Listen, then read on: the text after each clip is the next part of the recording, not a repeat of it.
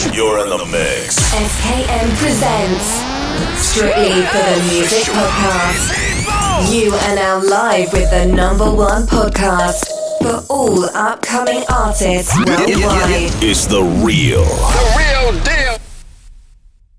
Welcome back, ladies and gentlemen, to another episode. This is Strictly for the Music Podcast. I'm your host, DJ SKN. You already know. Ladies and gentlemen, today I got an exclusive interview. He studied music since he was 5. He had major deals, toured most of the world 3 times, played countless of gigs. He's a lifer with 1 album out the red, and 44 singles. Ladies and gentlemen, with no further ado, my next guest, Robert Philipp.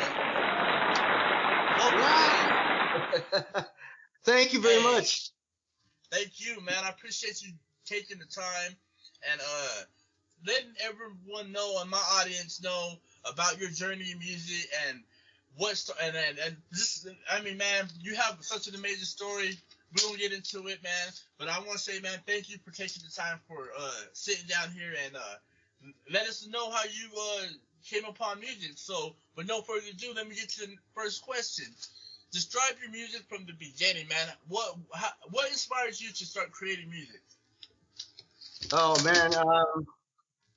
Well, you know, growing up as an Italian, basically, like my grandfather was a musician. My dad could play stuff, and I was sent off to Venice, Italy, to start studying music when I was 5 years old. I would stay there for 6 months at a time and study, and then I'd go to public school there too, and then I'd come back to Toronto, Canada, and I would study here. So over there, I was studying classical music, and when I came here, I was studying like jazz and flamenco, and I was kind of all over the map. But I always liked blues and rock and roll. I like the old, the old roots black music, and so everybody wanted me to be kind of pigeonholed, but I just wanted to learn music so that I could apply it to my lyrics, so I could express it. And I started doing gigs before I was underage, but I got in there anyway. I started doing gigs when I was like 16 and stuff, and I won awards in Naples, Italy for producing an Italian singer, and then I got a deal doing new age music when I was 23. And I kept knocking on doors, and everybody kept telling me that I wasn't good. I should just keep a regular job. And I'd walk out of there kind of really down. But my dad would say, don't listen to them, never give up. He was a boxer, by the way, so he was the kind of guy that never gave up. And I listened to him. And my mom, was the same. And my brother was a well-known artist. He's Antonio Philipp. He was a painter. So it was all in the family type of thing, this art stuff. And so I kept going. And then by doing a couple movies for a Romanian guy, he kind of asked me if I knew anybody who was doing kind of blues rock stuff. And I said, I do. And he said, give me a tape. And then he introduced me to a guy that was working for Sony.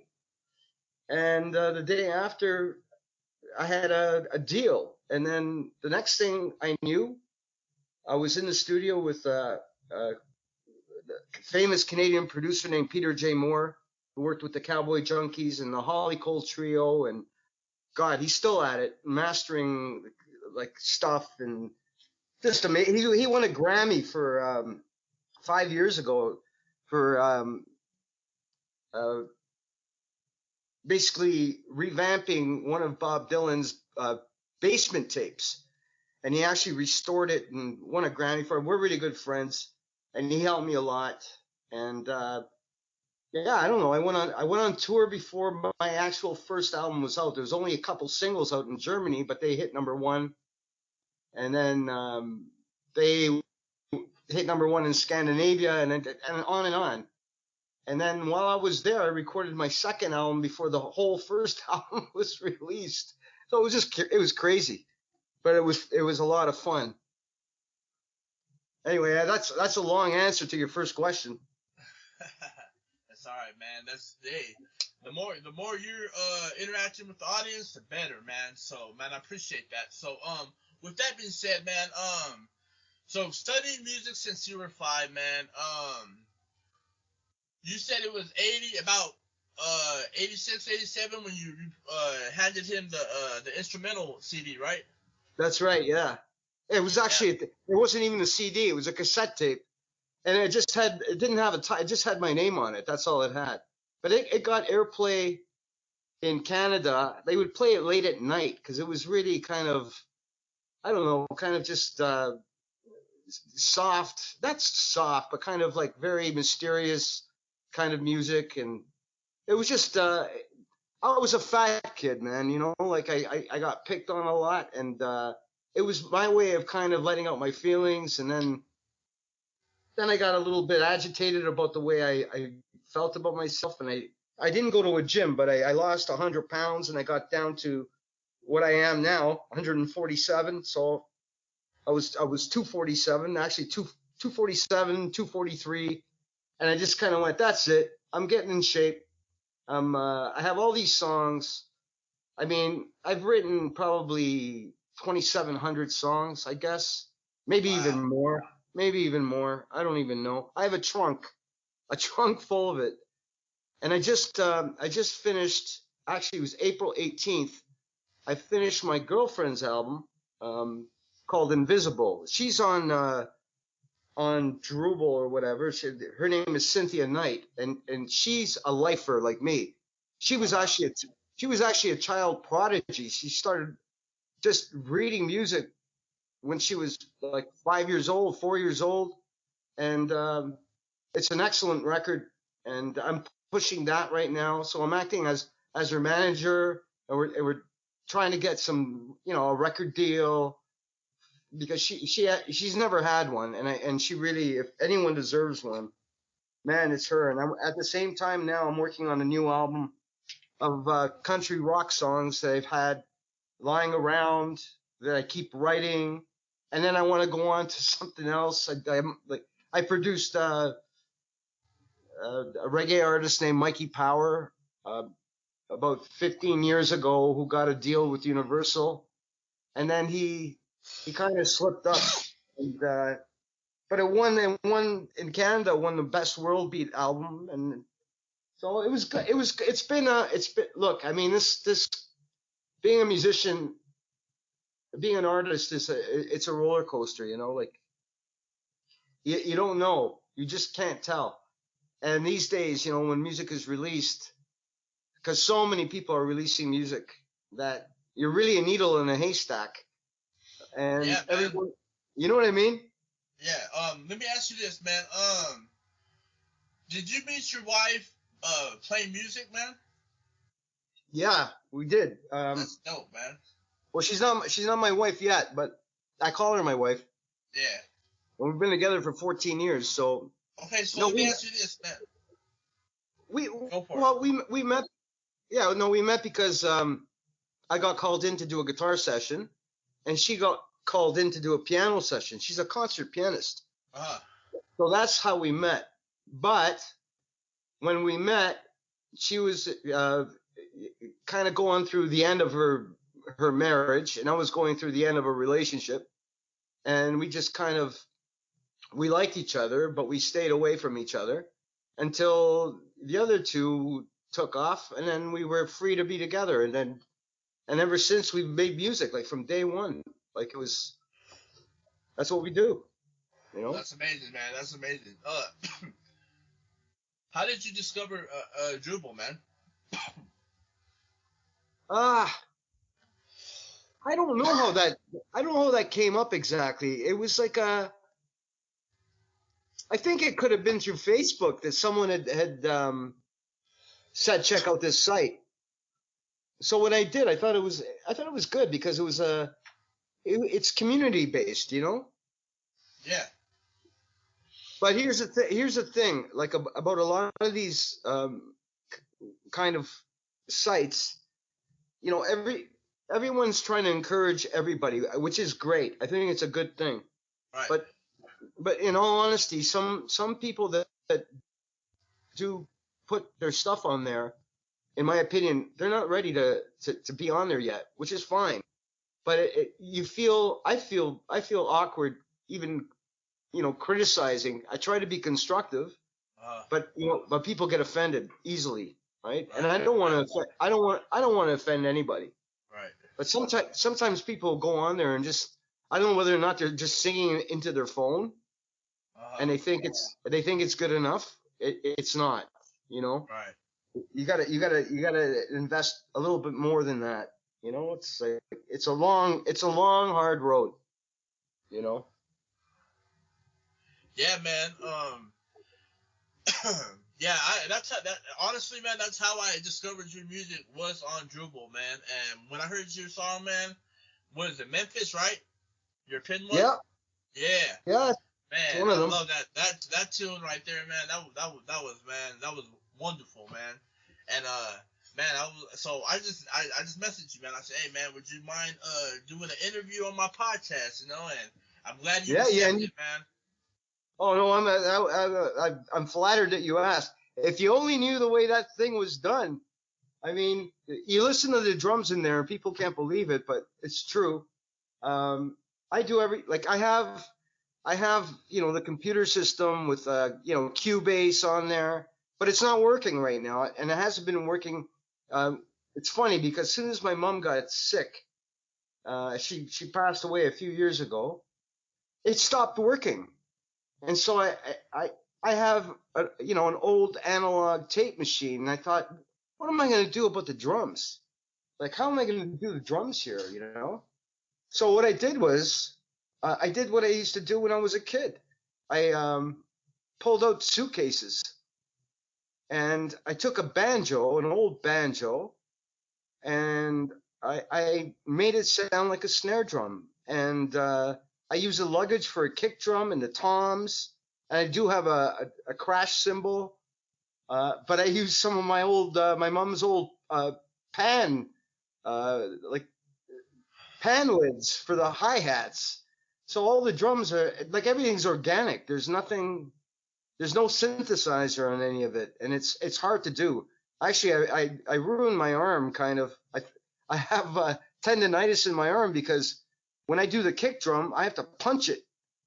Like, I have to punch it with my fist for, like, the length of the song. So you punch, let's say if it's 1, 2, 3, 4, you're going boom, boom, boom, boom. You do that for 4 minutes, your arm's gonna hurt, right? Right. Like, fights only last 30 seconds. I'm punching a luggage out for 4 minutes. Damn, man. Yeah. All right, man. Well, you brought me all the way to Missouri. Yeah. Ah, yeah, man. Are you in St. Louis or? No, man. I'm in I'm west from there. Oh, okay. Yeah, man. So man, what's it like growing up in Toronto, man? What was the upbringing like, man? I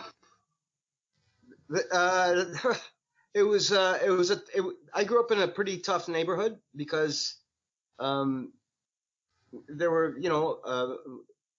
very Canadian people, and a lot of the people that moved into the neighborhoods were immigrants from Italy. And actually, my parents they weren't even immigrants. They didn't want to come here. They were GPs, displaced persons, because the part of Italy they came from was taken back then by Yugoslavia. And my parents met in a concentration camp. And so when we came here, or they came here, and I was born, I was in this neighborhood, there was a lot of, racism towards us. And I wasn't the type of guy that would fight, but I kept coming home with black eyes and stuff like that. And my dad got really mad and said, I'm going to teach you how to box so that you can defend yourself. And that's what he did. And so I finally did defend myself. Then I took some Aikido, but I was going back and forth to Italy, and I didn't have that problem there, obviously. So it was interesting because every 6 months I would be in two different worlds, you know. But it inspired me to write songs. It really did, you know. I So always wrote. Yeah. yeah, man. So let me ask you this, man. Back to Drupal, man. Is all your albums from when you started to now on Drupal right now, man, where people can go stream it? No, they're not all on there. No, no, they're not. Not yet. I think I put up another two songs, so there's I think 46 singles and one album. But there's about 5 albums, and the one I'm doing that I'm gonna start doing now. I mean, my girlfriend's stuff is up there. Cynthia Knight, she's up there. She's charted quite a bit. On Drupal? Yeah, yeah, she's on there. Cynthia Knight is on there, definitely on there. How does that work? Sorry? How does that work? How does that work? I got her to open up an account, and she started putting her stuff up there, and it got a lot of attention. It works really well between us. Promote it? No, there's no competition. No, no, it's a complete. We completely support each other. I mean, I played on all of her songs. I'm saying, do you promote her, bro? Oh yeah, that's what I'm doing. I'm promoting her. I'm managing her because in 2003 I went through a number of courses to become a publisher and to get my rights back from. Really? Yeah, and I got all my rights back to all my songs. And it was a race. It was a race in time. It was like there was a deadline at midnight or whatever. Actually, it was 2006. I did the courses in 2003. So 2006, I can't remember what day, but it was a midnight thing, and I did it. I did it. I'm sorry Okay. about that. No, it's okay. No, so Uh, I got all my rights back and stuff like that, and yeah, no one else owns my stuff anymore, and I protect her. Like we're both signed to a company in Ohio. wow. Yeah, it's not to put out albums, but it's to have our music licensed, for film and TV. So we've done a number of things for shows, and you know what? We don't even ask what shows. When they say they took it and they send us some kind of paycheck, we're happy because it's hard to make money with music these days. Right.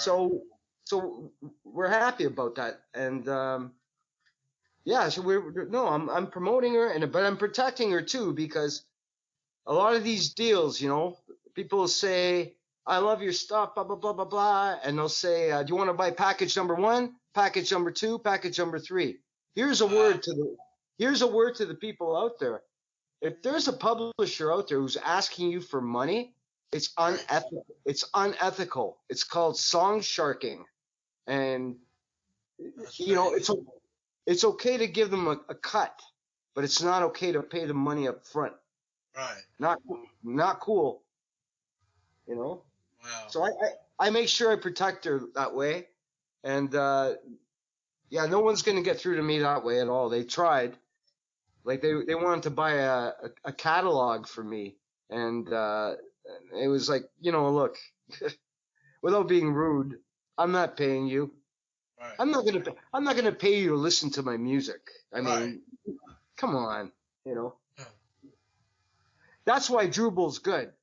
I mean, you have to earn your karma points and all that, but it's not a bad thing because it's an honor system, right? So where am I going to be able to hear this podcast, buddy? YouTube, Spotify. Really? Yeah, man. SoundCloud. SoundCloud. Yeah, man. Audio Mac. I don't even know. Hey, man, look at this, man. Drupal, you're gonna be able to hear this on Drupal. You're gonna hear this everywhere, man. But YouTube, you're gonna definitely be hearing this. And man, I just want to say, man, thank you for taking the time and just letting us know, man, about what you know about the music. So, man, besides that, man, um, out the red, man. How did this project come upon, and was this your debut on Drew? I think it was that was my debut in Drupal, and I wrote that while my mother was dying, and what I did was I moved my recording equipment into her room, into her bedroom, because she was the last one. Like, my brother died first, and he was my older brother, and he was only 47 when he died in 2001. Then my dad died in 2005, and then my mom got to the point where it looked like she was going to be okay, but I started to realize that she wasn't coming back home. So I moved my stuff into her bedroom, and I wanted to feel her all around me, and I did. And so I thought, okay, I'm gonna write this acoustic kind of album. And I mean, there were a lot of tears shed over that album. I made sure I was by myself. So I just did it in her bedroom with a microphone and, acoustic guitar, and, like I said, some luggage, and Out of the Red kind of meant, like, I was trying to be positive. Like, when people are in the red, they're broke. And I was broke. I was emotionally broke. But because of her love and her spirit and stuff, even though she was dying, she was telling me basically to move on and to not give up, just like my dad did. So I decided to call it Out of the Red and to move on. And I knew it wasn't going to be a real commercial success, but it was a testament to my life with my mother and taking care of her till the day she died. And I was really proud of it. And that's why I thought, okay, that's the first thing I'm putting out. Then I could put out my older stuff and stuff that comes after that. So that's what I'm working on now. But yeah, that was the first one on Drupal for sure. Yeah, man, that's the one thing I can say about Drupal is that they actually pay you, you know. Yeah. And it's amazing, man, because, man, I'm not sure how long you've been on Drupal. 2018. Wow, man. Wow, that's a long time, man. Yeah, man, I love that website. It just actually an artist on BandLab told me about Drupal, man, and I was like, wow, man. When I seen this, I was amazed by it, man. I was hooked right away, man. And they're out of Bulgaria, right? I'm not even sure. Yeah, they are. And I toured there too. Wow. So let me ask you this, man. Out the Red, man. What was the single off that album? There were actually two. There was Out of the Red was one, and the other one was You Live in Me, and that was about my mother. Okay. Can you elaborate on them songs? Yeah, Out of the Red was what I just talked about. Basically, getting out of a hole and feeling okay. And You Live in Me was basically about her. She passed away at that point, and it was like she was crossing an ocean, going somewhere else. But no matter how far she was, she would always live in me, and that's all it was about. Like, she can't escape my soul because she's part of it, and that's what that song was about. And there was another one called Beautiful Youth, which was about my first girlfriend who I was so crazy about. I was so young. I asked her, like I said, we're going to be together forever. And she was like, no, it's not going to happen. And I kind of looked back at that, and it was almost like saying goodbye to that beautiful youth. But it was also like thanking her for being part of it. It wasn't, there's nothing angry about that album at all. It's all about trying to make peace with yourself and peace with others, and you move on and try to be the best person you can be. And sometimes, you get angry, and sometimes you lose your mind. And but the music keeps you sane. There's an insanity about it, but it keeps you sane. It keeps you focused, because the way this life is, you get all these tragedies happening. You get all kinds of stuff going on. Right. Here in Canada right now we have a huge thing. I don't know if you heard about it, but it's making world news where they're finding so far almost 1,000 Indigenous children that were killed, that were buried underneath schools. Wow. So it's like, listen, folks, we're not the best country in the world. We've got some stuff to take care of here, and apologies are not gonna do anything. It's gonna be about justice, right? And I'm not a very political guy. I'm not. I don't write that much about politics, but I'm very sensitive to these things. I'm a blood brothers of the First Nations. I mean, a friend of mine, we became blood brothers when I was 14 years old, and his father was a chief and performed the ceremony where we became blood brothers. So I understood it, because my parents were displaced and put into camps, like the indigenous people were put onto reservations, or black people were segregated into a neighborhood, and on and on and on. And I stand for stuff like that. I don't like it. We're people, right? Right. Yeah. So. All right, man. I'm gonna ask you this, man. What song inspired you the most off that album? Oh, You Live in Me, for sure. And and another one called Return, which was wishing. Like you wake up in the middle of the night and you miss somebody so badly. Like I woke up kind of crying out for my mother after she died, and it's called Return, and that's what I wanted her to do, knowing full well it was actually a dream. And I woke up. It's funny enough. I used to wake up and make her, a cup of coffee and a piece of toast. That's what she ate in the morning. Nothing else. And I actually went down there, forgetting that she passed away. I went down there and actually made the coffee and the toast, and then I broke down. I went, oh my God, she's not here anymore. So yeah, Return, Beautiful You, but the best one I think is You Live in Me, because that one got me through her death. Otherwise, I had thoughts of taking my own life, to be honest with you. I really did. I thought, I can't live without, my whole family's gone. I'm the only one left.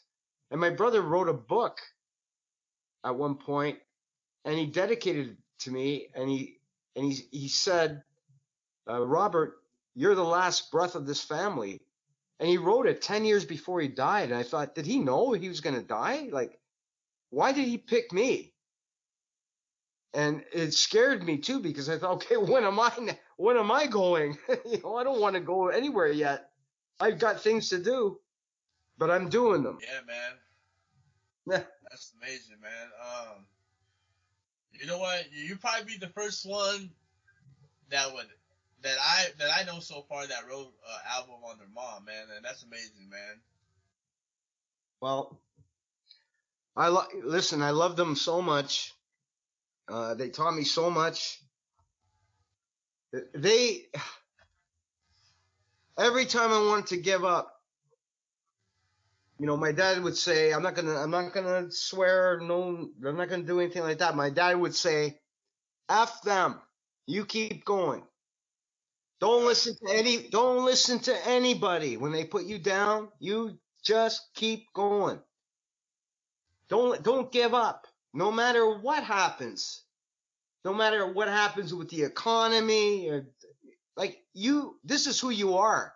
It's not what you do. You're an artist. You can't change it. If you give it up and you go work construction, and I did, I've done that too. I had all kinds of jobs to try to make extra money, But don't become those things, because you are what you are. And I listened, and I am. I've never changed. I haven't changed. I haven't changed since I was 5 years old. It's ridiculous. But I don't want to change, because I don't think making music is wrong. you know. That's amazing, man. All right, man. So let me ask you this. Do you have any music videos? And if so, is there a YouTube channel people can look up so they can find all your music videos?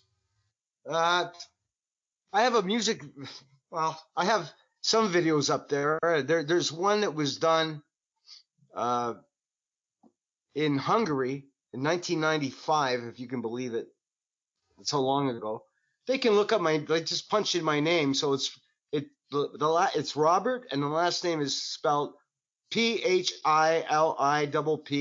There's one video that was allowed kind of to be released, but they messed the editing up in Hungary really bad.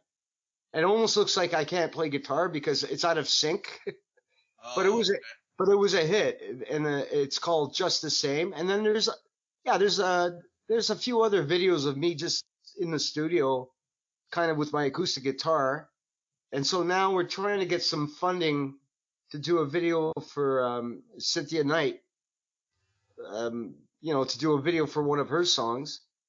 And I think I'll do a video for one of the songs off my next album called Holding On.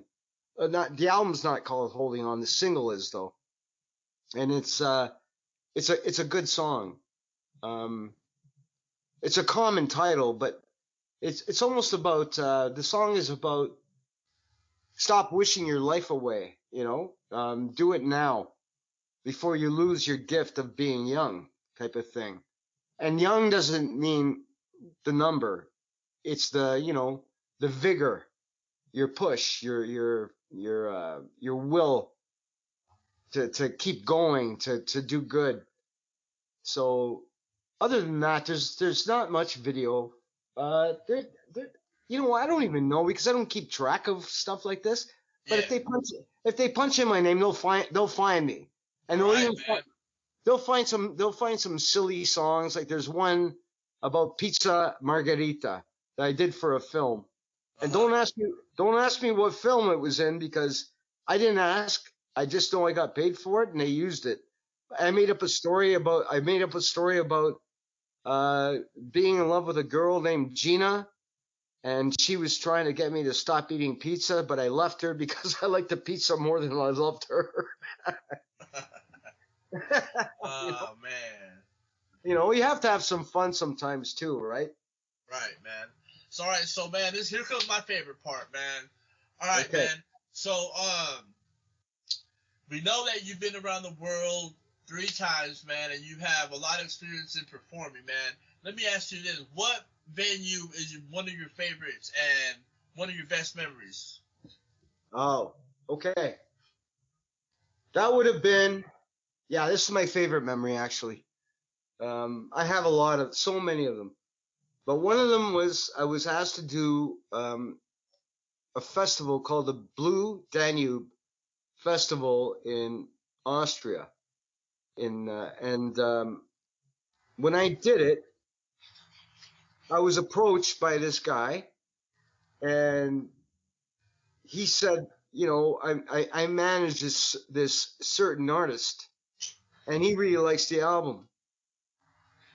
And so it was like, okay, that's great. And he wants you to open for him. I went, okay. And it was Joe Cocker.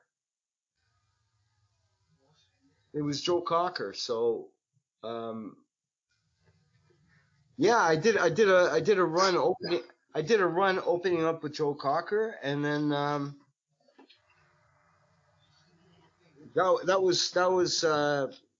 that was one of my best memories. And then I did another thing called Round the World Ball in Monaco. That was for the Elton John AIDS Foundation. I got to meet a lot of people. I don't like to name drop, because it's almost like people start thinking, well, hey, why don't you call on those people there were so many people there, and there was the Austrian AIDS Festival in '96. There were people on there like the Pet Shop Boys and Bruce Springsteen and Melissa Etheridge, but I was that little guy who opened the show. But you're talking, 30, 35,000 people. Danube Festival had 50,000 people. Scary, really, really scary. I actually, I'll actually tell you this story quickly, and you'll probably get a laugh out of it. I got so nervous that I wore blue jeans and a white shirt, and I drank 3 beers really quickly. And when they called my name to get up, I tripped going up the stairs, and I hit my nose, and I started bleeding, and it went all over my shirt. So when I got out there, I'm bleeding everywhere, and I went, "Good evening, Vienna." And they're looking at me, and I wiped the blood off my nose and went, "Rock and roll." And they all went nuts. But it was embarrassing because I got a little tipsy, and then I never did that again, basically. But it was a good performance. All of it was good, I think. But the highlight was meeting Mr. Joe Cocker, who passed away a few years back, and he was an icon. And I spent time with him. And he actually guided me and said, "Don't do this and don't do that. Do this, do that." He was inspiration, and he said, "Become a publisher. Become a publisher. Learn about music law so people don't screw you." And that's what I did. So that would be the highlight, I guess. And more than that would be the biggest highlight would be playing for my parents when they took their last breath. That's the highlight. I did it for my dad, and I played for my mom as well before they passed away. That's the biggest highlight. That's the ultimate. All right, man. Yeah, when my mom was lying in bed, my girlfriend and I went into the bedroom. I grabbed my guitar and we sang "Dream" from the Everly Brothers, and she loved it. She loved it, and I did the same for my dad when he passed away. I played a folk song from the city he grew up in, and he couldn't talk, but he looked at me, and he was trying to sing the words, and he couldn't speak. And I replayed it at his memorial service. That was the biggest. Those are the highlights, man. When you do things for people that you love, and your audience, they're the people that you love. I mean, if they're coming to see you, you gotta be on the ball and give them your love. You gotta give them your best. You know what I mean? Yeah, man, that's amazing. Wow, man. So let me ask you this, man. During this pandemic, man, did you ever do live performances on Instagram Live, YouTube Live, Facebook Live? No, I didn't do that. I was asked to do it. We put out a couple of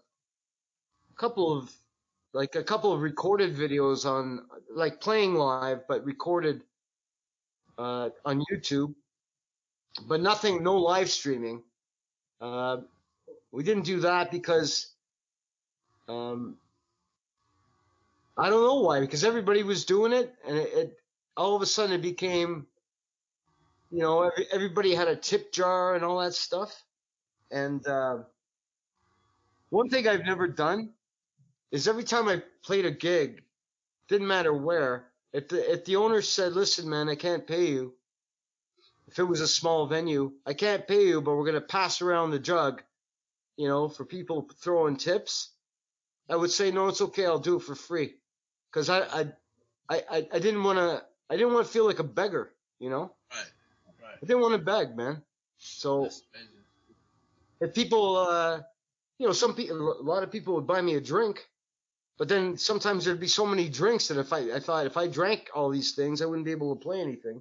Right. But I appreciated it all. But no, during the pandemic, no, it was mostly all recording and just staying isolated, Right. And musicians are pretty isolated people, We're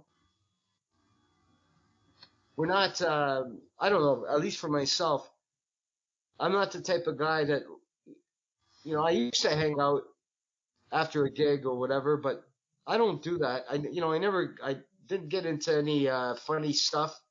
I mean, I drank my wine, and but I didn't get into any of the illegal substances. I didn't get into any of that stuff. I stayed away from it. I knew a lot of people who did it, but nah. Pandemic, it was more like keep healthy, um, keep clear, keep focused on what you have to do, and hopefully this thing will end and everyone ends up. I'm so sorry about all the people who lost their lives with it, and it breaks my heart because I know what it feels like. But no, it's about music, man. Keep making music. Always, always make music. All right, man. So let me ask you this, man. Favorite lyrics in a song, man. Favorite lyrics? In a song, yeah. Do you mean my songs or someone else's? Of your songs, man. Of my songs. Yeah. Boy, oh boy. That's a hard one, but I would say, wow. I would say probably one called Baby Blue, or like the one I mentioned, You Live in Me. Baby Blue is about someone who was abandoned, and basically what I'm saying in the song is, no matter what happens, I'll catch you when you fall. Yeah, it's about trying to save someone. At the same time, I've always learned this: you can love somebody, but you can't save them. You can't. You can love them, and that's the message of most of my songs anyway, is loving people, but you can't really save them. But Baby Blue is about me putting on my arms and saying, I'll catch you if you fall. But You Live in Me, regarding my mom, is probably one of my favorite lyrics, because it says things like you held me in your arms when I couldn't walk. You spoke for me when I couldn't talk. It's just like it's a thank you. It's a thank you. It's being grateful. Right, I don't know if I've written so many lyrics. I sometimes forget my own lyrics. like Wow. I write a lot. I write a lot of lyrics. It just doesn't end. And I'm not one of those guys who gets a writer's block. If I sit down, either I get the lyrics and I'll write the whole song out without the music, but I already know what the music is going to be. It's kind of rare that I come up with the chords first. Oh, really? It's always the other way. And I'll write a song in 5 minutes. Like for example, for this film company, they would give me a deadline. They would say, we need a song that sounds something like, I don't know, I'm not going to say Michael Jackson because I don't write like that. But someone, they'll give me an example. And I'll go, okay, all right. Or right away, I'll pick up my pen, get my paper. I write out the lyrics in 5 minutes. And the deadline is 24 hours. We need this thing. So I write it, record it, and they have it before that deadline is up every time. So since I've worked for them, I've done over 80 songs like that, not including what I've done with my girlfriend. That's just my own stuff. With my girlfriend, probably another 80. Like we just sit down and go bang, bang, bang, write, record, get it done, go, master it, mix it, done. Wow. And it's just a thing. It's like, you know what? Here it is. It's like you're an antenna, you know? You are. Right? At least a lot of people are. I think everybody is. Like you're an antenna in the universe out there. And some people ignore. They ignore it. I could never ignore it. So all of a sudden, these things flash to me. And I pick up on it and I write. And it comes out. And some people would call me, some people would say back in the day, they would say, well, you have a mental illness. I probably do. But if that's the case, I'm glad I pick up on these signals that are sent out. I mean, I've written songs about whole stories. I haven't put this one on Drupal. I'm going to put it out there. It's called The Whipping Post. It's a whole story about a girl being abused by her stepfather. And I saw this in my head. And he would tie her up in the basement around a pole and hit her. And the only person who could hear her cries was this kid who lived next door named Steven. Because he was going through the same thing. In the end, her mother dies an alcoholic. This guy who beats her, he dies an alcoholic too. And she takes her mother's gin, pours it all over the house and lights it on fire and walks away. Turns out it was a true story. I didn't know it was. It came to me. I know it sounds freaky, but a lot of songs came to me like that, where I would go, holy cow, did this happen? Why did this come to me? And I would look it up, and there it was. Wow. Yeah, I know. I know it sounds strange, but it's true. It's wow. true. Yeah, I actually went and spoke to people about that, where they kind of researched it and found it out. And they said, did you look this up first? How would I look this up? Who would even think about this, Right. It just happened. So that's what I mean about being an antenna. Things hit you. And either you ignore them or you catch them in your catcher's mitt. If you're a baseball player, I'm not, but I'm an artist and I catch things. And I don't let it slide, Anyway, what a cool experience this is. You're really good, man. Hey, I appreciate that, man. Let me ask you this, man. What ways do you market your music to promote it, man? You know what? I don't even know anymore. I do it the way I used to do it. I look for labels that, are accepting unsolicited material. Same with radio stations. All the social media stuff. Oh. To be honest with you, I don't know that much about it. So it's more word of mouth. Like I'll put something out, then I'll get some kind of message. Things like that. The people that used to be, the big shots in the whole business, most of them are not doing it anymore. So I to be honest with you, I really don't know how to do it. I do the best I can. I try to be diligent and honest about what I'm doing. I don't try to market it like the next big thing. I'm just saying this is good stuff. You should listen to it. Whether they do or not, I can't control it. Videos would be helpful, I think. But, that takes money. Yeah. So, we're going for some, for some grants for things like that to see if we get it. All right, man. Yeah. All right, man. So, social media, word of mouth, that's what's up, man. Let me ask you this, man, and I ask every artist this, man. So, if you weren't doing music, man, what would you be doing? If I wasn't doing music, Yeah. what would I be doing? Well, I went to culinary school in Florence, in Italy.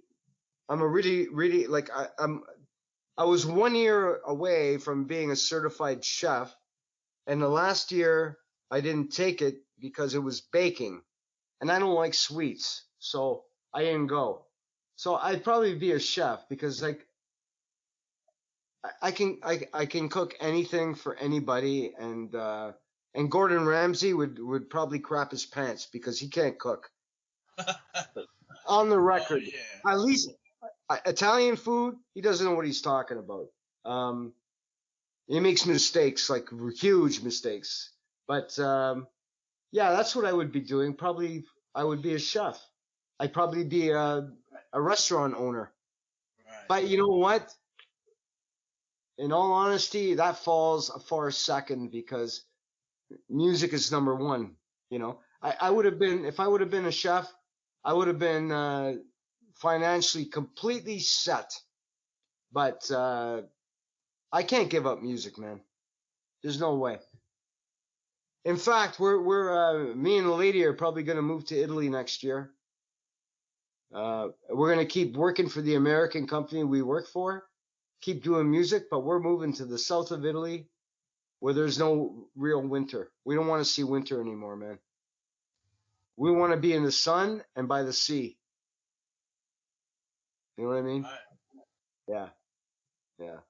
All right, man. So let me ask you this. Do you have any goals for the end of the year? Do you got anything you want to accomplish for the end of the year?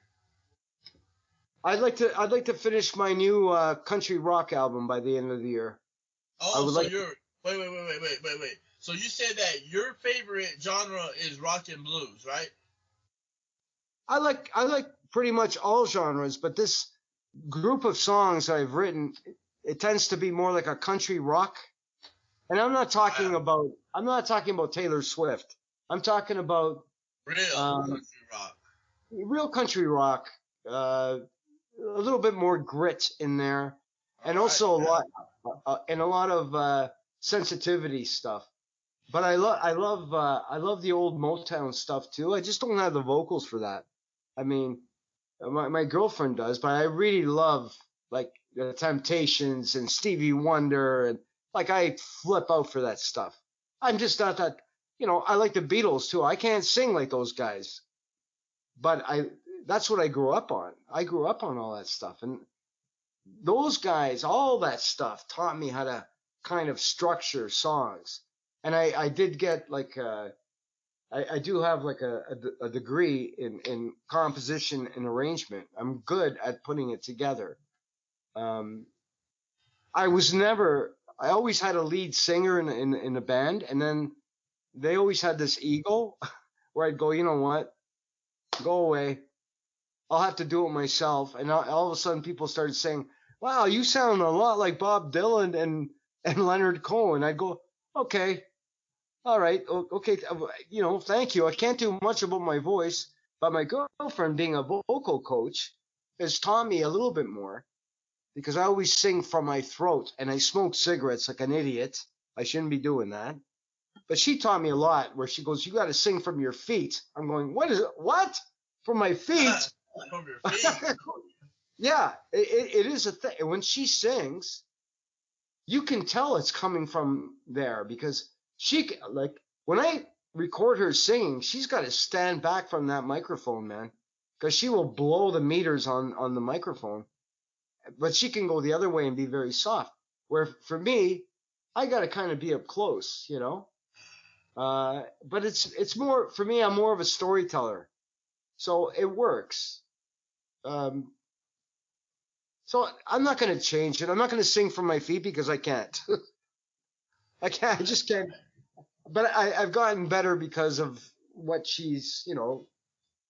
I'm less shy. Even though I toured, I wasn't.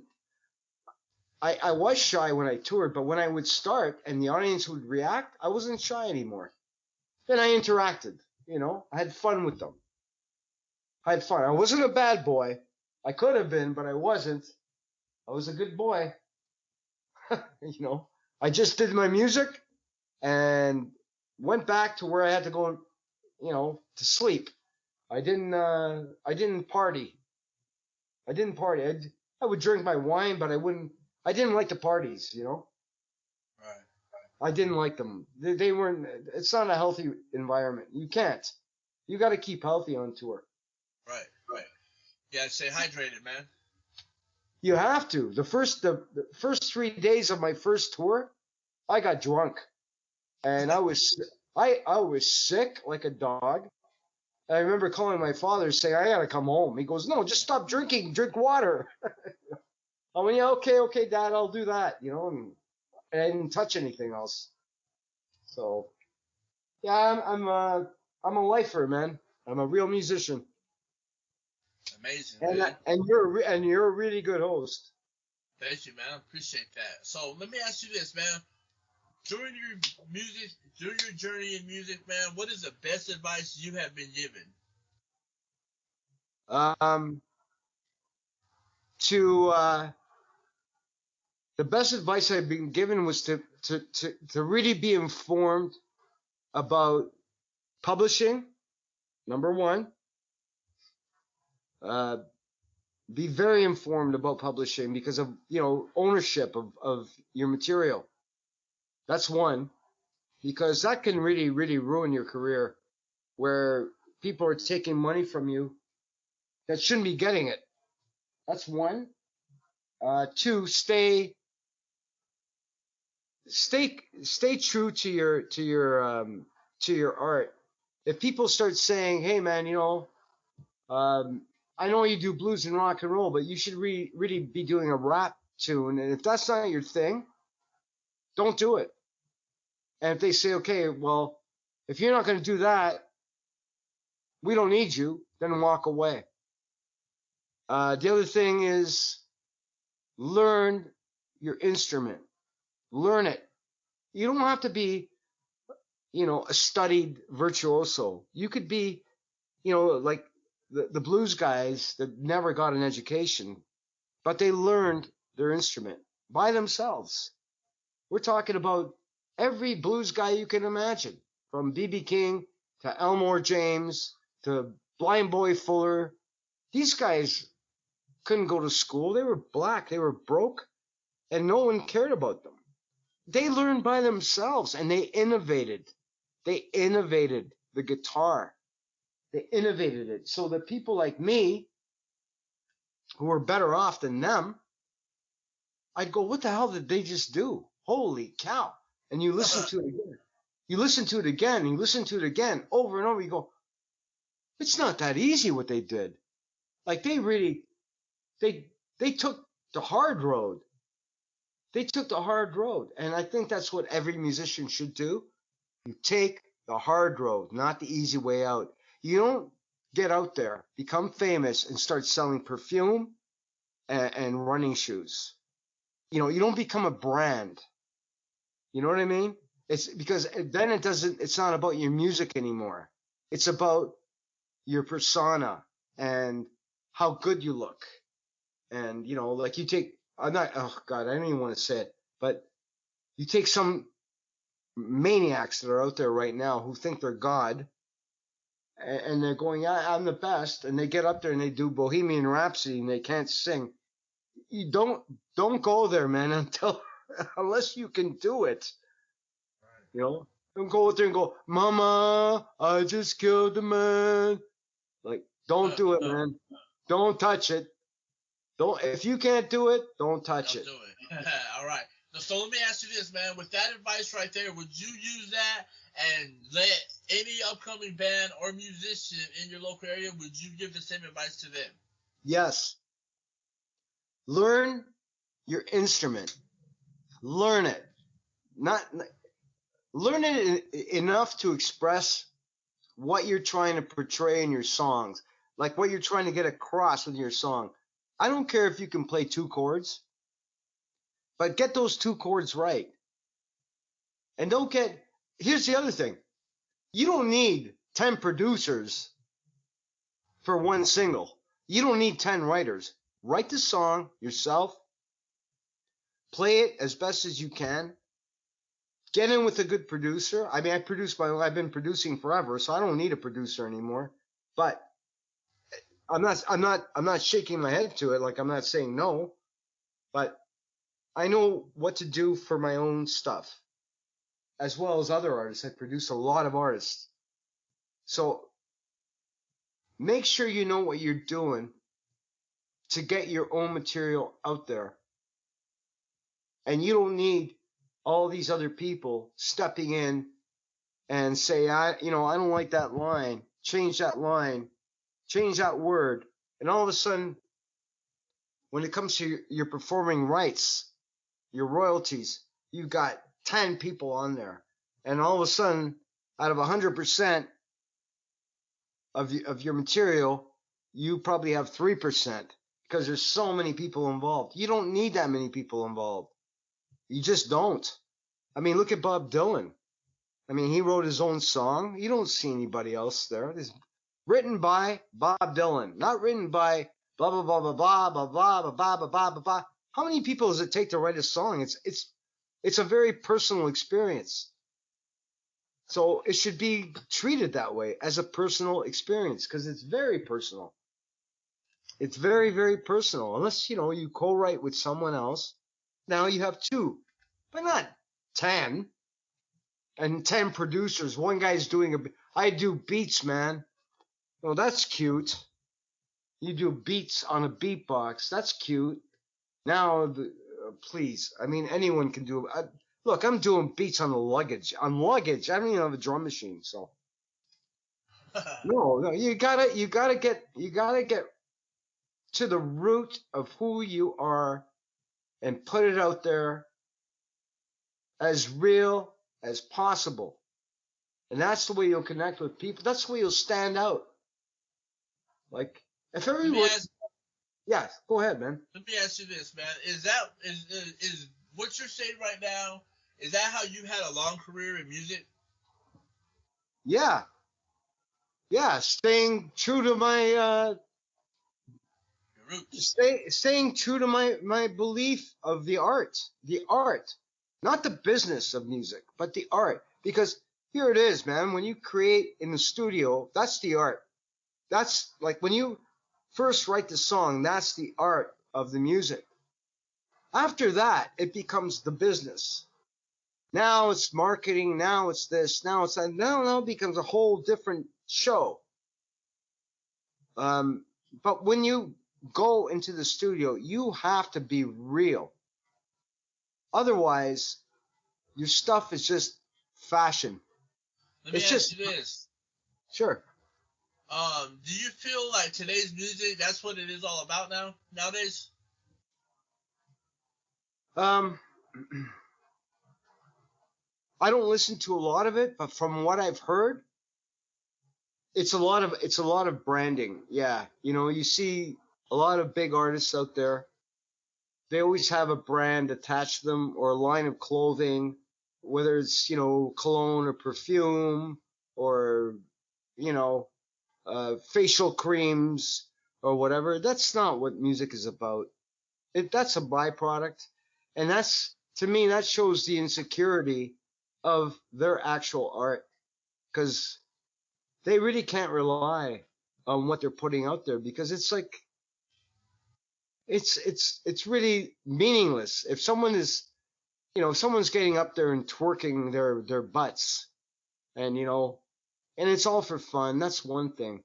But when they get serious about it, they say, no, man, my stuff is the real deal.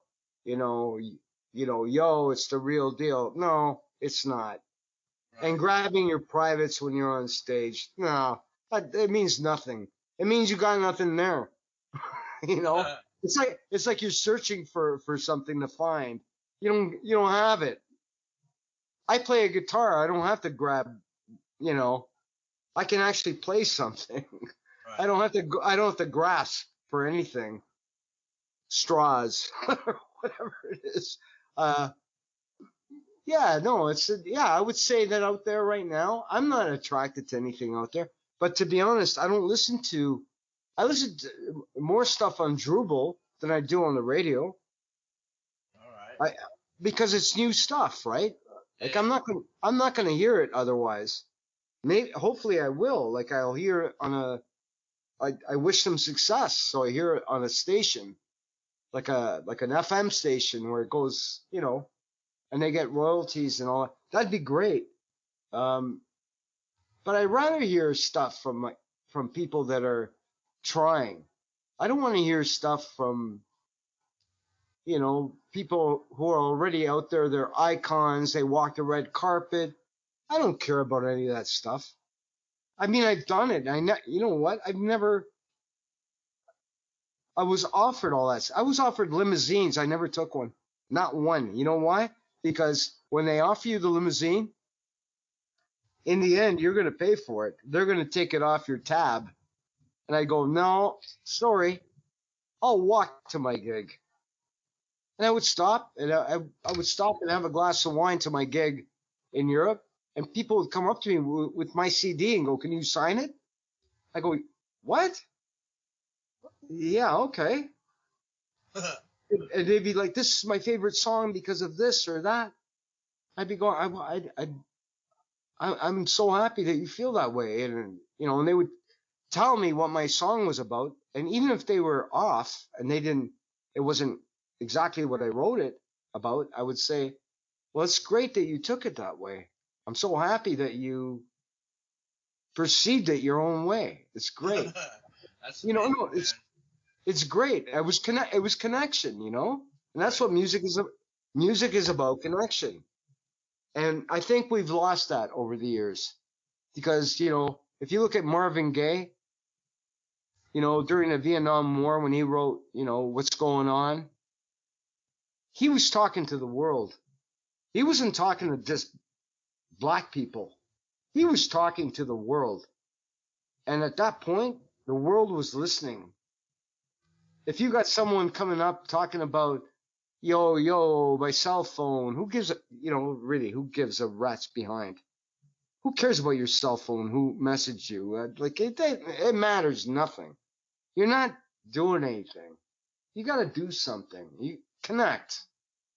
And I understand that's to me. Like I told you, I never had a cell phone in my life. Ever. My girlfriend bought me one. I never activated it. Ever. I don't even know how to text. I didn't even know how to do this. Wow. I don't do it. All right, It's man. something. So, Yeah. Go ahead. Go for it, man. Well, you go for it. All right. So let me ask you this, man, because we're about to wrap this interview up. My Yeah. next big question I gotta ask is, how, as a musician, will you evolve? Oh, I'll only get more. Oh man, I'll only get better. Okay. Like a fine wine, I'll only get better. I will get less busy. Like when I do a guitar solo, instead of going, blah, blah, blah, blah, blah, blah, I will become more refined. I already have. I'll become more melodic. As I grow older, I will become more sensitive to people's situations. I will become more introspective and put that out there to people, telling them it's okay to be who they are, telling them that they're not alone. Because I've felt alone, man. I'm telling you, after losing my family, you feel alone. And you don't want, it's not like when you lose everybody, you don't want them to feel the same way. You don't want them to feel alone. You want them to feel connected. Right. And that's what my music is going to be all about going forward, moving forward. That's it. All right, man. What else can I say? I want to meet you one day in person and get you drunk. All right, man. Do you got any special shout outs you want to give, man? What's that? Sorry?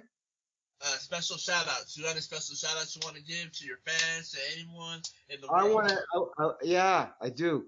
I want to give a special shout out to all my fans who've always followed me from the early days, uh, to my family in heaven, uh, to my soulmate, Cynthia Knight. Love you. I want you to succeed with your record, and you will. You will. You're already starting. And to you, my friend. All right, And I want to say one more thing. I want to say a special shout out to Peter J. Moore. Get well soon. all right, there you have it, ladies and gentlemen. Oh, Robert Phillip, go ahead and plug in all your social media outlets. Let everyone know where they can find you and find your music. I don't know. Just punch in my name. So last name is spelled Philipp. I don't know all the. Google me. Yeah, Google him, Robert Phillip. We're gonna have his links in the description down below, so you're gonna get his exclusive Drupal profile, and we're gonna have that in the link description down below. You already know what time it is. Strict for Music Podcast. Robert Phillip, our guest. You already know, man.